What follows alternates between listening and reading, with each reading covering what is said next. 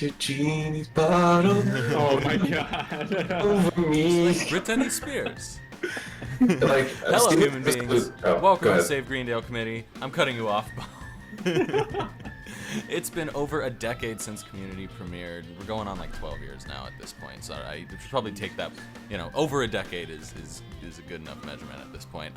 So we're revisiting every episode to look at both the good and the bad as we attempt to save Greendale one episode at a time, and we've got a great panel for you today. Of course, Bo has joined me here, and cards on the table before we get into it here. I'm very hungover as we're recording this, so Bo, I'm gonna ask you to pull some weight here. I've got carrying it over, but it's the only way. Okay, good. We are professionals. We at least we're not drinking during the podcast, right? Mm-hmm. Actually, I feel like in a way that would be better. I was about to say that. Hey, Bo. Little hair of the dog there. This is not. I got some claws. I mean, we'll see what happens. You can't guarantee that there's nothing in that can, or in Ed's can, so we'll see what happens. Right. Yeah, well, it's a Saturday. We're having a nice, fun Saturday at noon. They didn't know what time we recorded the podcast before, so now you've just exposed us. Before, it could have been a very bright 8 in the PM, you know? Well, then I'd be really worried that I was still hungover. You had a It long, could be that bad. That could be the long day I'm about to have. Yeah, it could very well be the day I'm about to have here. But yes, we've also got Sam Gomberg over here, and Josh. I'm sorry, I don't know your last name. Oh, no worries at all. Thank you for having me. I appreciate it. Dude, Having me Oh, too. I love it. Oh, wow. Mug. Nice. The mug, the Nice. flex. Subtle flex. Ed's all Flex. about that. For the audio listeners, Josh has the famous Troy and Ovid in the morning merch, Of course. just the coveted, legendary holy grail of the community fandom. Mm-hmm. I need that mug. Like, that's The every mug. time I see it, it's I need that mug, and then I just Right, yeah, thankfully the NBC store was still up while I was doing my first initial watch, so I was like, let me cop all this, the Greendale lanyard, and I think I got a hoodie as well. nice, But yeah. Nice. Yeah, I only knew one other person that had the mug. One, Ed, you don't have the mug, do you?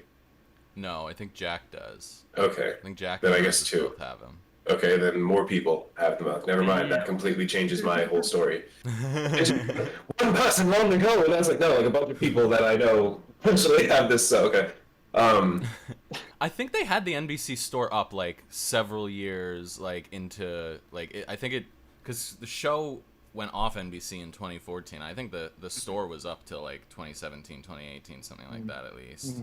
Hell, I went to I Yahoo haven't checked. store. It might still be there now. Yeah, now it's the Yahoo Screen Store. The only thing they have. I think there's that site is technically still up too. Really? I think. I don't know.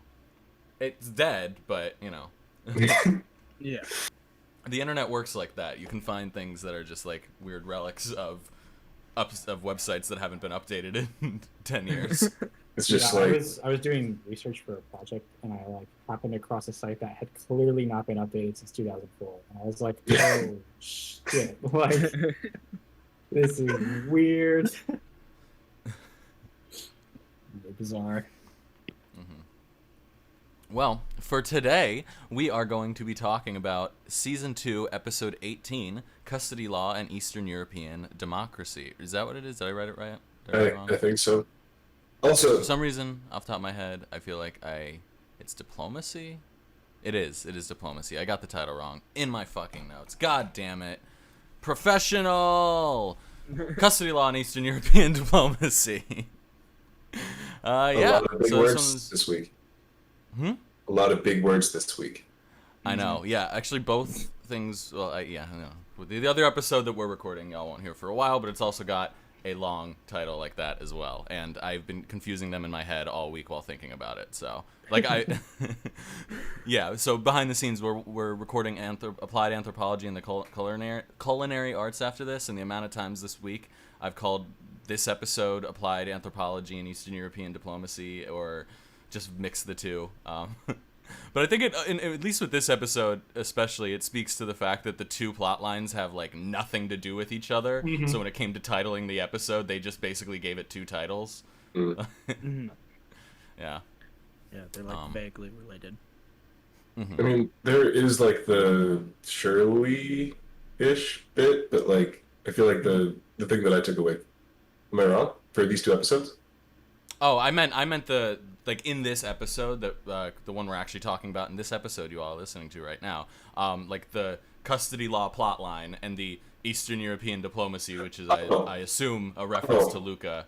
Like those plot lines don't really have anything like so this like the title of this episode just sounds like it's two separate episode titles with "and" in the middle. Yeah. Yeah.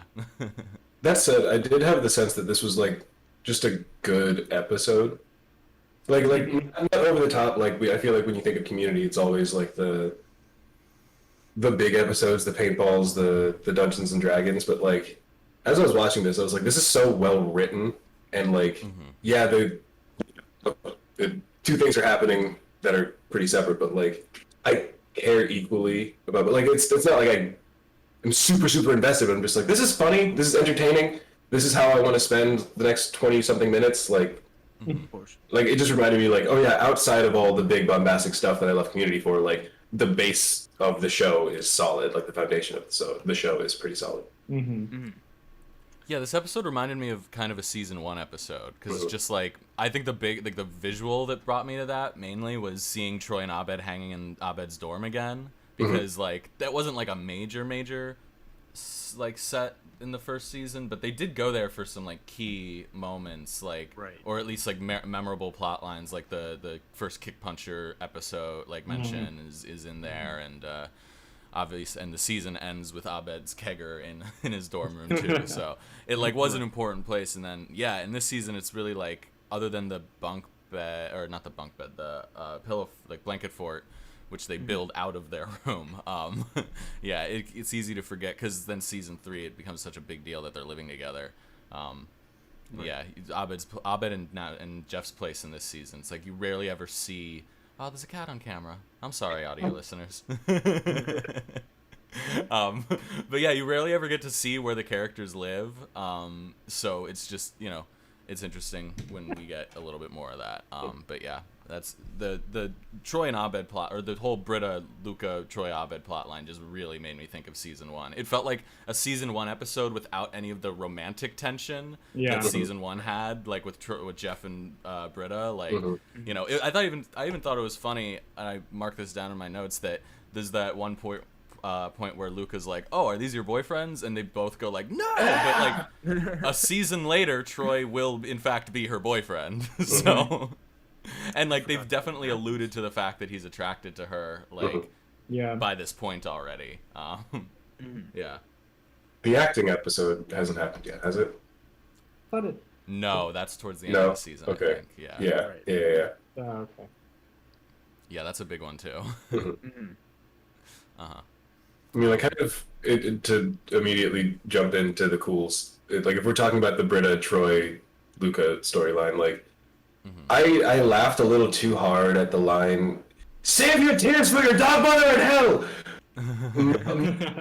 Not because that, like, that, I don't know, that line, like, it was one of those things where I laughed and I was like, ooh, like, that's funny because, like, that's some shit that I would yell. Like, Right. I was playing Overwatch, It like, is though. like, I was feeling it. I, like, and then I just realized, like, oh, wait, yeah, like, for people that don't know what I'm doing, that sounds terrifying. Like, it's all pretend.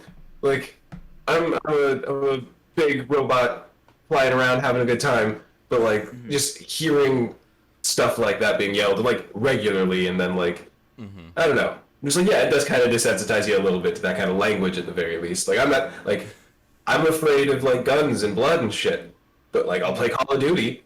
But like if that shit happened in real life, I'd pee and poop, but like uncontrollably. So like I feel like even if there isn't that like the one-to-one, like, you play violent video games, you go out and you do some bad shit. Like, there hasn't been that correlation historically. But, like, this did expose, like, oh, yeah, well, at least for me, the language has been desensitized, and this show has like kind of, or this episode specifically kind of made me realize that. I just thought it was interesting. It's like Girls enough are so to be one of my cool. desensitized. Yeah. Yeah. Going on to one of my cool, kind of related to this, the DualShocks. The DualShock 3 Yep. everywhere. You Oh just my chill in God. the dorm, playing PlayStation 3. Also, Jeff has one because this is a Sony Pictures TV show, so of course they just anytime they can get it in, and it's like I'm such a Sony pony. I'm like, man, it's great seeing these, and like Luca just chucking it around. I'm like, whoa, careful. Luca. I know, I thought that too. But then I'm trying to imagine it in the like context of 2020. I'm like, I couldn't even imagine like tossing a DualSense. Like that'd be like tossing a brick. Oh God. I just like reached over and like secured mine. That made me nervous thinking about it. Yeah. Serious. Yeah, you party could really foul. hurt someone throwing like, God, the fucking original Xbox and Xbox 360 controllers, like, or even the current ones too. Like those are Blunt weapons. hefty. Yeah. The 360 controller was a brick. That thing- Well, and there's something about the shape of it too. Like you're not used to holding it like this, but if you fucking like turn it the right way, like this, or just like hold it with one hand, like it starts to look like a weapon. It looks like the fifth Ninja Turtles weapon. True. Some kind of like hook axe or something. I don't know. So we took the nerdiness of Donatello, and we made it. We took away all the intelligence, and now we just have a video game Ninja Turtle. The game of Turtle. Oh my God, I love it. If we're still going through cools here from that plot line, I think we I think a couple of us had this written down. Just the Britta-ney spears and Britta's whole like flirting, like how bad she is at flirting in this episode, but also the fact that like Luca seems to just be cool with it. And like, it's not really a red flag until that scene in the apartment when like when he completely tells her like that he committed genocide proudly, and he misses it. Yeah. and then his neighbor's playing trumpet or something like for some reason. Come on, man, I have a woman in here. Yeah. I'm just confused as to how this is the first his reaction to her being shocked to me was like, this is the first time he's ever opened up to anyone about this before.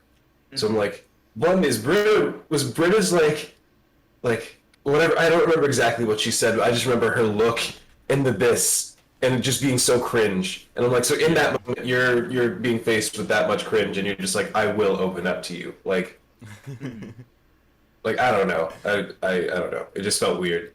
And I'm just like, how?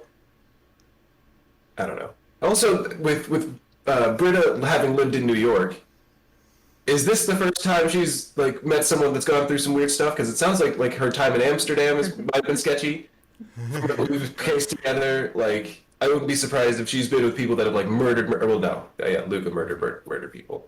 Well, that's the thing. I feel like this whole like the challenge that Britta is faced with when she has to tell Troy and Abed about it, like it is a good challenge for her character because like it's both like because she got into the scenario because she's specifically doing something because A, she's told she can't, and B, because in this case it's like or in Britta in general, she's clearly attracted to like emotionally broken men. And you know, when she saw that in Luca, and then you know I think it's just kind of the realization that like, yeah, maybe that shouldn't be your like through line to all the people you're attracted to, because eventually it'll be someone who caused the emotional torment, like this guy. Right. You know, they're not all Blade. What a guy. What a Chad. He's way worse than Tall Kyle. Yeah. Yeah, I also love that there's that like they allude to stuff like that sometimes, but like the study group, especially like Britta and like she's dating, you know, constantly, and we don't see it. And like I also love that Jeff is thrown in there. Yeah, Jeff Nipple play winger. I mean, it was also like, shout out to the fact that they don't really hang out like that much at this point. So like, like I don't know. I think that was probably a nod like from the writers just to be like, listen, we know. Just there are reasons. Right. There are reasons. Just shut up. We know. Well, what I think is funny about it too is I think the next episode is the My Dinner with Andre episode, where they Abed addresses the fact that they didn't hang out. They don't hang out as much as they did in the first year, and like he doesn't bring up the nipple play there. But at least I like knowing that even if for him it was something else, for Troy it truly was like we stopped hanging out with Jeff once we found out he likes nipple play. Yeah, just fully kink shame their friend into not hang out with them. Yeah, because like you mentioned, like how much time they spend in Abed's dorm in the first season, and there's like the drunk like voicemail episode as well as the one where Jeff's just straight up living with Abed. So they like they hung out quite a bit in that first season, and it's a little jarring. But honestly, to get like Troy and Abed a little closer, like and hanging out more, it's just oh my god, it's so much better. Yeah, I feel you. That they do hang out so much in the first season. Like the drunk call episode is so iconic and stuff like that, and I definitely miss it in the second season a lot. It's cool that they acknowledge it a bunch. I feel like with the first season, they just wanted to make sure that they tried out every dynamic like between the characters, and then by the time they got to season 2, they're just like, okay, like let's start pairing them off into different sections, and then we can have those pairings interact. But like once they kind of made the pairings the way they were, like you couldn't have. It's also interesting at the end of this season because both of these episodes that we watched are towards the end. That like Pierce plays way less of a role in both of these episodes. I was thinking about like there are so many hilarious Pierce lines in seasons 1 and 3, and like at the end of season 2, like he's just really not that big a part of it. Yeah. Well, that's the thing. The his storyline for the season kind of ends with the documentary episode where he pretends he's gonna die, and like once that's over, like there's really nothing. Like he plays a role in the paintball finale, like a big role in ending it, and that's sort of like to tee him up for next season. But it doesn't. I don't know. Like the. Actually, now I take back everything I just said because the whole first part of the paintball finale is like all about his like dynamic with the group and whether or not they're going to vote him out. But it does feel like they take a break from Pierce for like a while between like that documentary episode and the paintball finale. And it seems like it's because they kind of they sort of resolved it in the documentary episode where he kind of like gets called out for what he's doing and expresses to the group what he feels they've been doing to him. But there's not a lot for him in this episode. Yeah, I know. Except for the very beginning, I really got Jewish person out of that. Oh god, yeah. Oh, that was something I had written down. In general. Yeah, the ethnically neutral, the ethnically inclusive baby shower. Yeah. I love Jeff just saying, baby showers can be race neutral, right? I mean, I love the, here is, like, an African-American baby, and here's a very nice letter from the manufacturer.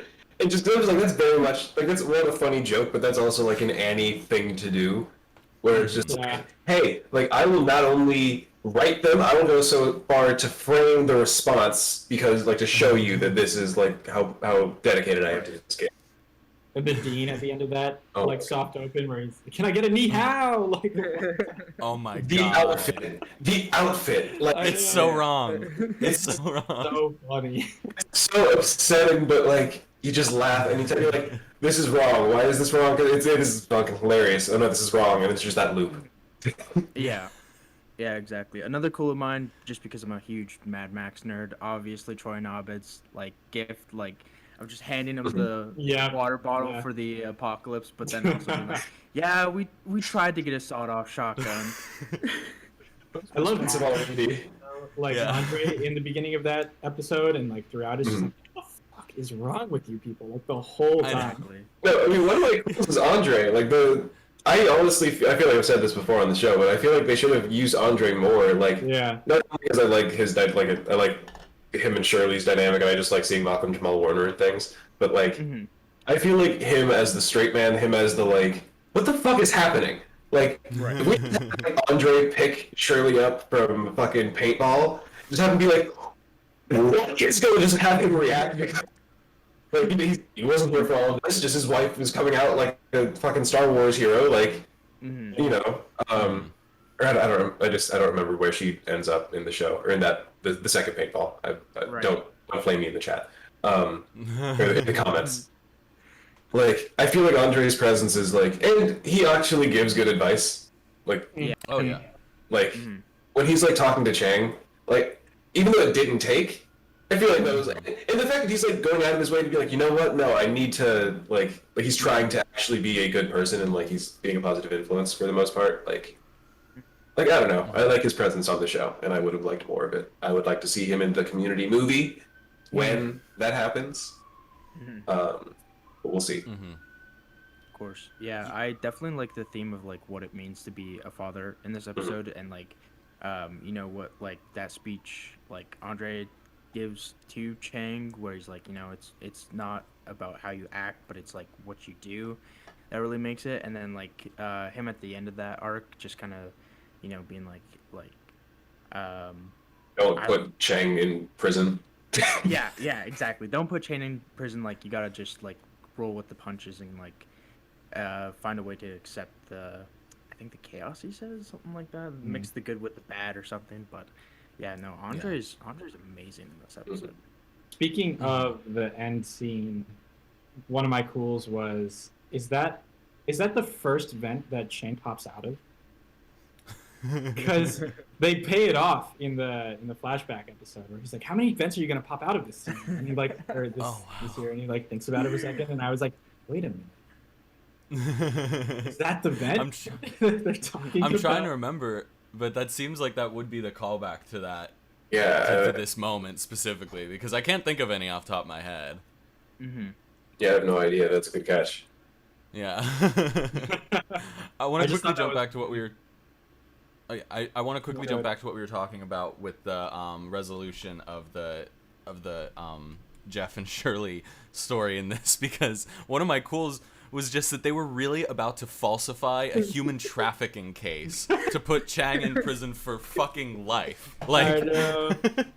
like I like it because Jeff and Shirley bring out like they bring out the worst in each other in like a way that I think is healthy for their friendship, but just dangerous for everyone else. Like the foosball, the gossiping in the first season, where they like really set that up. Like I think there's so much fun together, and like the way they're escalating each other at the end of when they're like sitting in the police precinct at the end, like it's so great. And yeah, Andre swooping in to just be like not just like a good person, but also an outsider to just be like, what the whoa, like what are you doing? This is not like why are you trying to torture him? Their friendship is so unlikely. You know what I mean? Yeah. Like, it's like probably the one pairing that seems the least like natural, but at the same time they're both like such good friends. It's so cool to see that. I mean, I think that's the point of them being the outlet for that, like, rage or toxicity, kind of like. Perfect. Yeah. Don't let them play Overwatch together. Oh my goodness. Yeah. Wait. What? We had this conversation before. That should be like a side like thing. Like, what would their team comp be? Like, assuming Pierce isn't playing. Like, yeah, we talked about that on a team stream comp? or something. I think we did. Yeah. Yeah. I want to flesh that out. Well, it makes me wish that they had kind of dovetailed these two stories together. Like, if Jeff and Shirley had been playing video games with Luca, Troy, and Abed or something. But of course, they're not going to hang out with Jeff anymore because of the nipple play. So I guess we know why that didn't happen. Yeah, I mean, I enjoy when they do a video game episode in season 3, but I kind of wish they would do one. They had done one that was more in the style of Advanced Dungeons and Dragons, where it's not like in the game, in like a fantasy game. It's like more about them like playing it. Yeah, you know, and it's like portrays it a little more realistically. But yeah, I mean, still.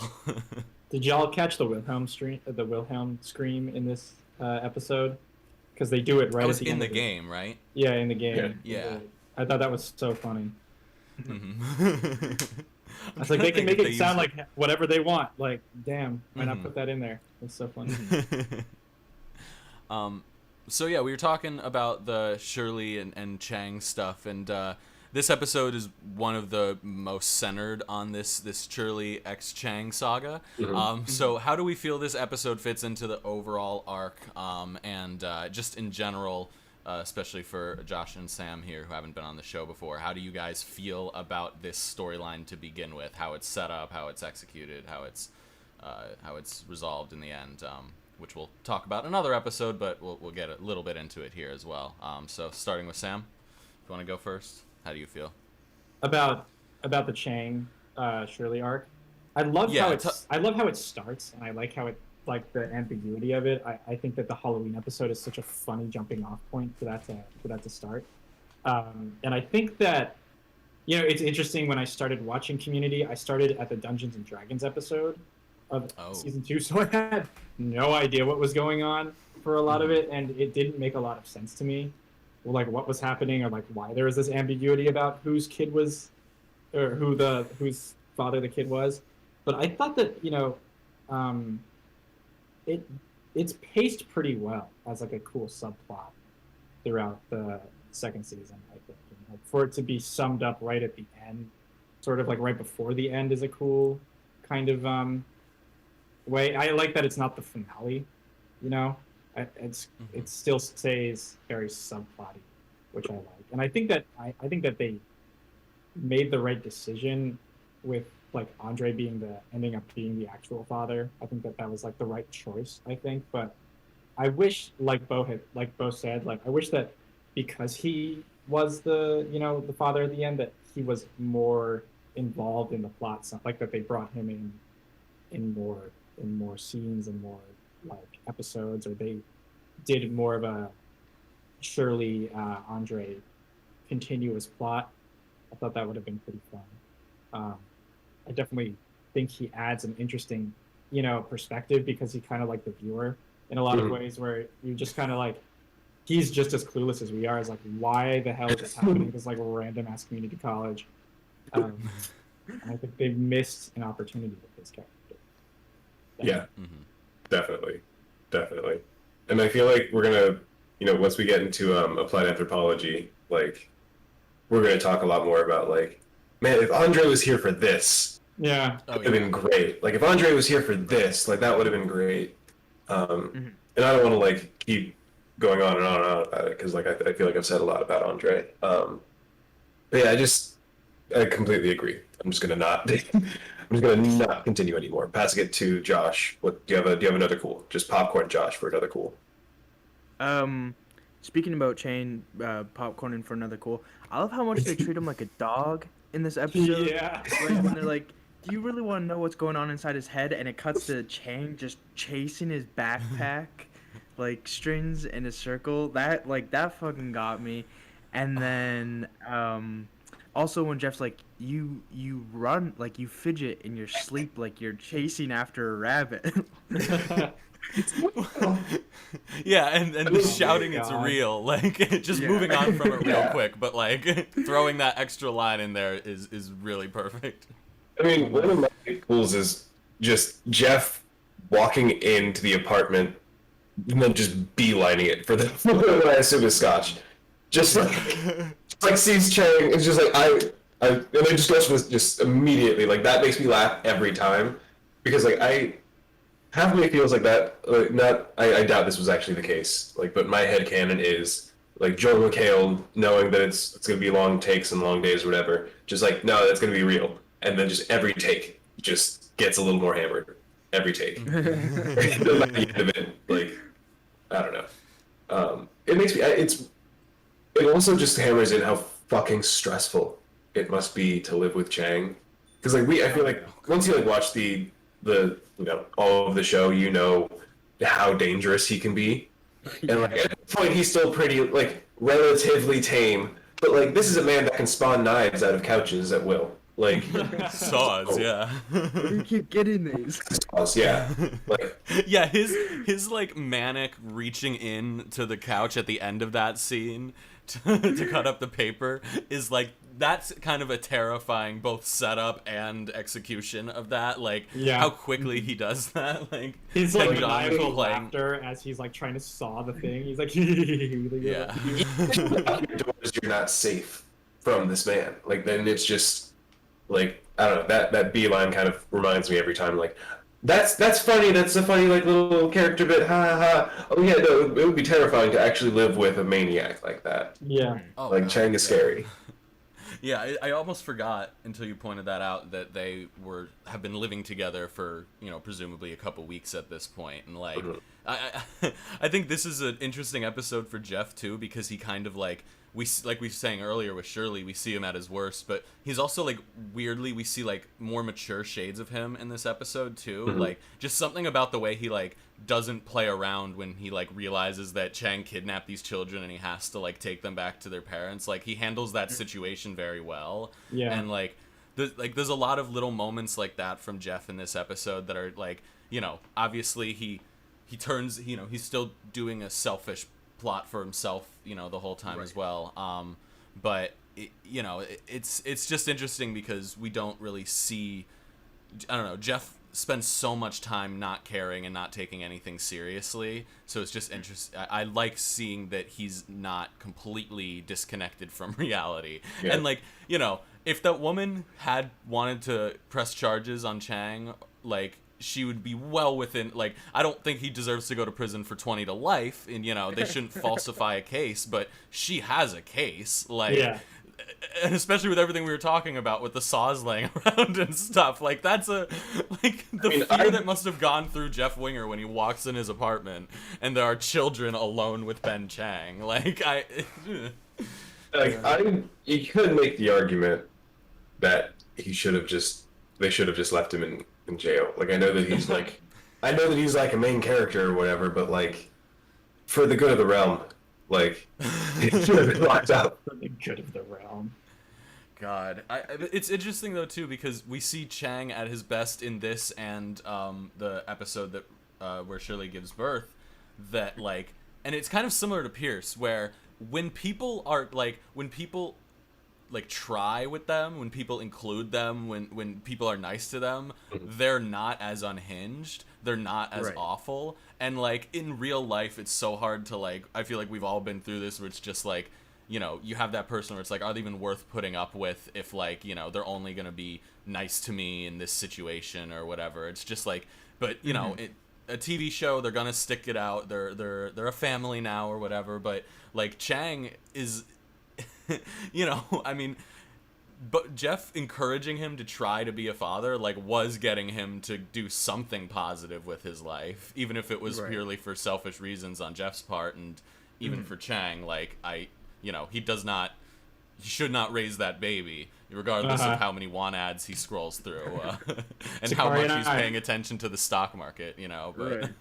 Takara and I were talking about that scene, about how Chang is, like, especially in this episode, like you said, Josh, with, like, the whole dog thing, he's such an embodiment of, like, ADHD, where, like, he like, walks in, and he's like, did you know, apply for any jobs today? And he's like, I was gonna, but then I realized that this table was wobbly. Oh, God, yeah. Like, it's so funny. That specifically is so relatable. Yeah. Just the little things I'll do to distract myself from getting what I actually need to get done. Like, if my room is completely clean and my bed is made, it means I'm waiting and like putting off doing something important. Yep. Right. I feel that. You just start like scrubbing the inside of things that don't need to be scrubbed. That's I was about to use the example of like, I was scrubbing your monitor, and then I'm like, no, I actually do need to like wipe my monitor down. That's like, I was just like, no, I actually need to do chores. I need to do things. All right, do we have any lingering cools? Did I? I feel like I know I got mine in. Oh, I just wanted to mention that they mentioned catfish at the end of this episode, which I thought was funny. That was like a funny little bit, because I've watched a lot of that show. It's funny that it would be spoiled for anyone now, but the fact that it was spoiled for them at that point is kind of like, it's pretty dated when you realize that. Troy just thought it was about catfish. Yeah. Yeah. It's just about, and then he punches the window at the end. Yeah, it's so. That part is hilarious. Yeah. Yeah, I want to go off of that because I like just jumping back to the the Britta and Lucas stuff. The scene where they're using the music from the conspiracy theories episode, and it's like her trying to fake the realization to Troy and Abed about taking the DVD. Like, not only I fuck on this rewatch in particular, I completely fell out of my chair when she goes, "Kick Muncher 3?" Like, it reminded me of the rowboat cop thing. Like, Yeah. just the way she Brittas the names of things, like, is so. And Gillian Jacobs, like, this is top tier Gillian Jacobs. Like, that whole like monologue. When she's going back and forth, like, But that with would mean herself. that you can't see him. No! No! It's so good. And also Troy in that scene is great too. Just in what war is he a criminal? The war for our affection. Like, and also you would say that you just got caught stealing a DVD without permission. Like, and I do appreciate that when they like talk to Luca about it and go back to Britta, like, they're like, again, it's like the same thing with Jeff. It's like they took it seriously. They weren't like, oh, okay, we'll keep hanging out with him or something. Yeah. And they're even just like kind of admitting to a point that like they were wrong in how they responded to Britta, because like she did tell, you know, she was saying war criminal and all that shit, and it was accurate. Yeah. And Troy's just like, but a DVD theft is like, I can't get over this. Yeah, no, that one Troy line where he's like, we don't want to hear about people, you know, with nipple, liking nipple play, but when they make knee pads out of babies' forehead, Yeah. like, please tell us that. Like, that got me. Yeah, there's a difference between saying a guy likes nipple play. Yeah. Yeah. Oh god, yeah, he was so much worse than Tall Kyle. So much worse than Tall Kyle.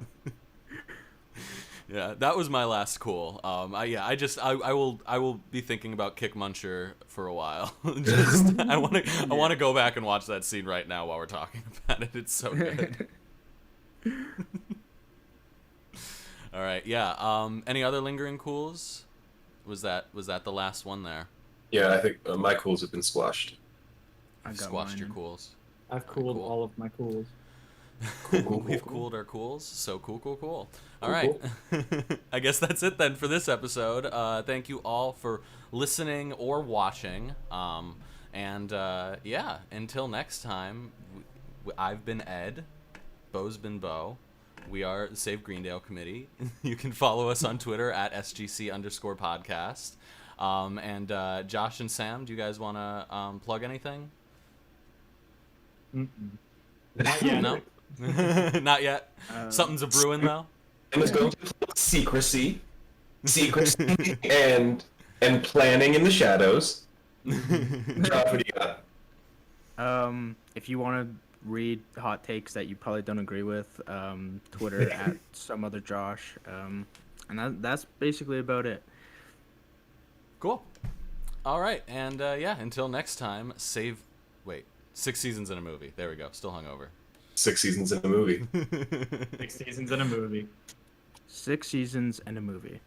I forgot the catchphrase. I'm an idiot. All right. God damn it. Save movies in a season.